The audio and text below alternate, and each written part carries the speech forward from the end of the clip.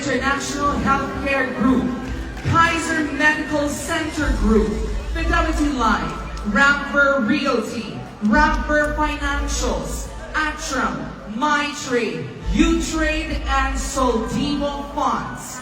At paalala po namin sa inyo, anumang antas sa lipunan, mayaman, mahirap, walang pinipili ang financial education. It is inclusive, not just for the wealthy, but for everyone.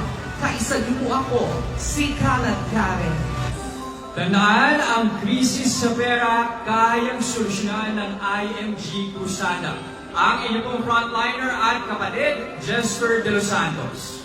Congratulations to all the financial literacy champions! Sama-sama po natin abutin ang 30 million Filipino families financially educated by the year 2030. Ako po ang inyong kaibigan, kabalitan at kakampi, Corina Sanchez Rojas. This is IMG Convention.